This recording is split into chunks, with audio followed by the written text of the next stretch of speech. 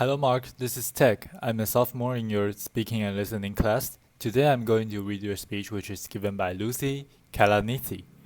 What makes life worth living in the face of death? A few days after my husband Paul was diagnosed with stage 4 lung cancer, we were lying in our bed at home, and Paul said, "It's going to be okay." And I remember answering back, "Yes, we just don't know what okay means yet." Paul and I had met as first-year medical students at Yale. He was smart and kind and super funny. He used to keep a gorilla suit in the trunk of his car, and he had said, "It is for emergencies only." Laughter. I fell in love with Paul as I watched the care he took with his patients. He stayed late talking with them, seeking to understand the experience of illness and not just its technicalities. He later told me he fell in love with me when he saw me cry over an EKG of a heart that had ceased beating. We didn't know it yet. But even in heady days of young love, we were learning how to approach suffering together. We got married and became doctors. I was working as an internist, and Paul was finishing his training as a neurosurgeon. When he started to lose weight, he developed excruciating back pain and a cough that wouldn't go away. And when he was admitted to the hospital, a CT scan revealed tumors in Paul's lungs and in his bones. We had both cared for patients with devastating diagnoses. Now it was our turn. We lived with Paul's illness for 22 months. He wrote a memoir about facing mortality. I gave birth to our daughter Katie, and we loved her and each other. We learned directly how to struggle through really tough medical decisions. The day we took Paul into the hospital for the last time was the most difficult day of my life. When he turned to me at the end and said, "I'm ready," I knew that wasn't just a brave decision, it was the right one. Paul didn't want the ventilator and CPR. In the moment, the most important thing to Paul was to hold our baby daughter. 9 hours later, Paul died. I've always thought of myself as a caregiver. Most physicians do. And take care of Paul deepened what that meant.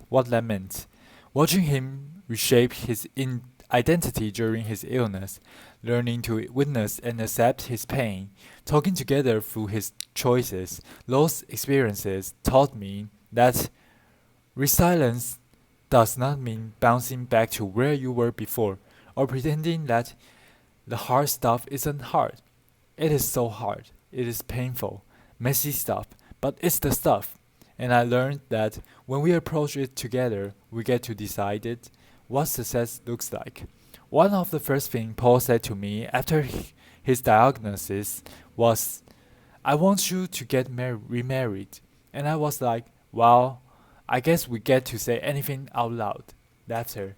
It was so shocking and heartbreaking and generous and really comforting because it was so starkly honest, and that honesty turned out to be exactly what we needed. Early in Paul's illness, we agreed we would just keep saying things out loud. Tasks like making a will or completing our advanced directives, tasks that I had always avoided, were not as daunting as they once seemed. I realized that completing an advanced directive is an act of love, like a wedding vow, a pact to take care of someone, codifying the promise that till death do us part. I will be there. If needed, I will speak for you. I will honor your wishes. The paperwork became a tangible part of our love story. As physicians, Paul and I were in a good position to understand and even accept his diagnosis. We weren't angry about it, luckily, because we had seen so many patients in devastating situations, and we knew that death is a part of life. But it's one thing to know that it was a very different experience to actually live with the sadness and uncertainty of a serious illness. Huge strides are being made against lung cancer, but we knew that Paul likely had months to a few years left to live. During that time, Paul wrote about his transition from doctor to patient. He talked about feeling like he was suddenly at a crossroads and how he would have thought he had been able to see the path. That because he treated so many patients, maybe he could follow in their footsteps. But he was totally disoriented. Rather than the path, Paul wrote, I saw instead on only a harsh, vacant, gleaming white desert, as if a sandstorm had erased all familiarity. I had to face my morality and try to understand what made my life worth living, and I needed my oncologist's help to do so. The clinicians taking care of Paul gave me an even deeper appreciation for my colleagues in healthcare. We have a tough job. We're responsible for helping patients have clarity around their prognosis and their treatment options. And that's never easy, but it's especially tough when you're dealing with potentially terminal illness like cancer. Some people don't want to know how long they have left, others do. Either way, we never have those answers. Sometimes we substitute hope by emphasizing the best case scenario. In a survey of physicians, 55% said they painted a rosier picture than their honest opinion when describing a patient's prognosis. It's an instinct born out of kindness, but researchers have found that when people better understand the possible outcomes of an illness, they have less anxiety, greater ability to plan, and less trauma for their families.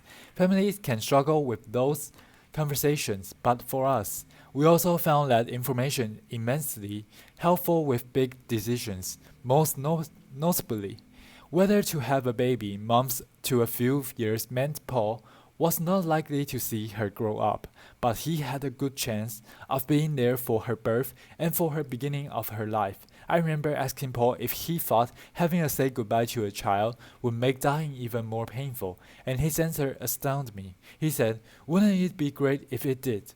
And we did it, not in order to spite cancer, but because we were learning that living fully means accepting suffering. Paul's oncologist tailored his chemo so he could continue working as a neurosurgeon, which initially we thought was totally impossible.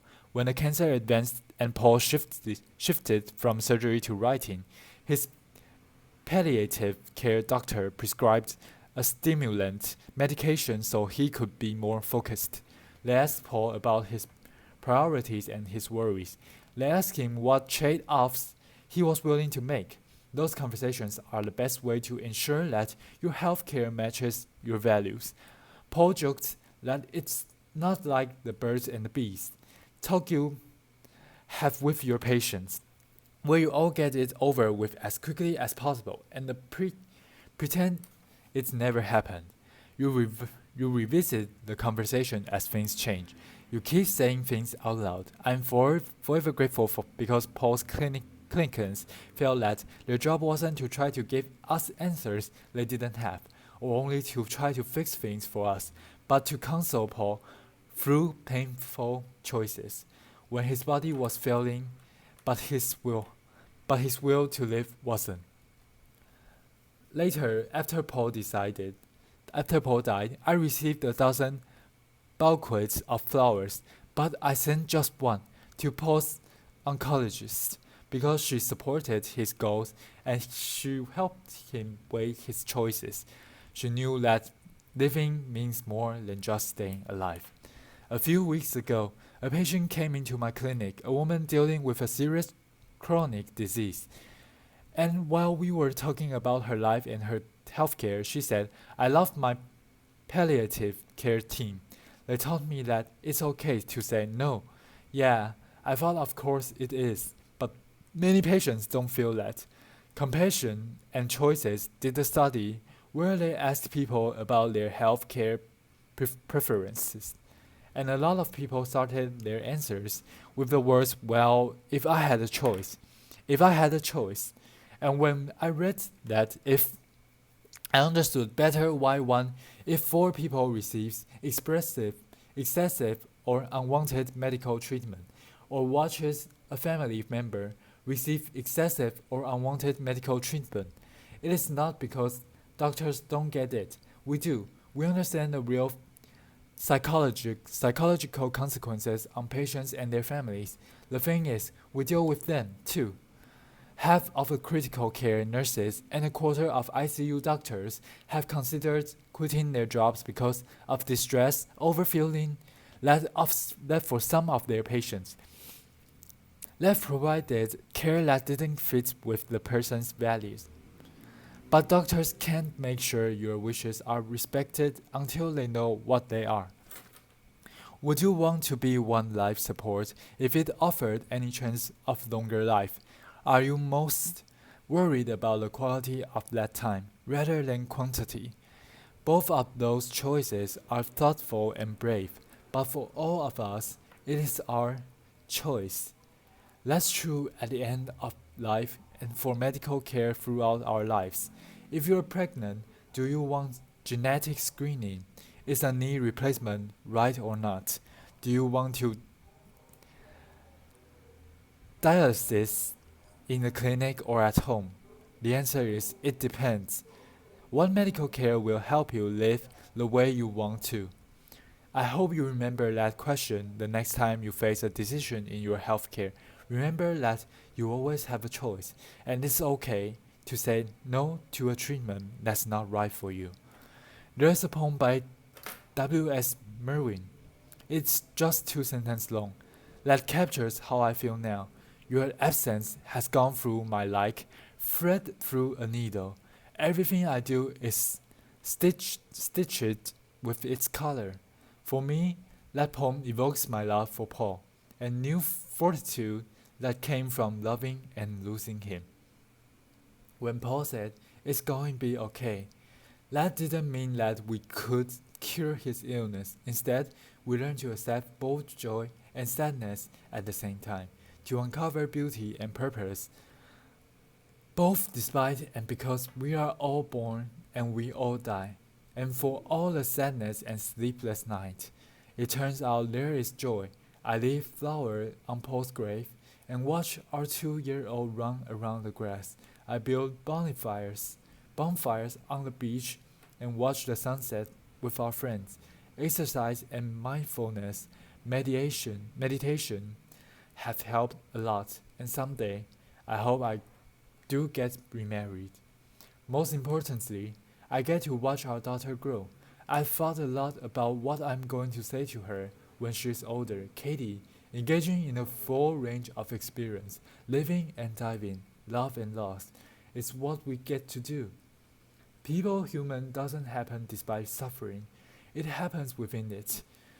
When we approach suffering together, when we choose not to hide from it, our lives don't diminish, they expand.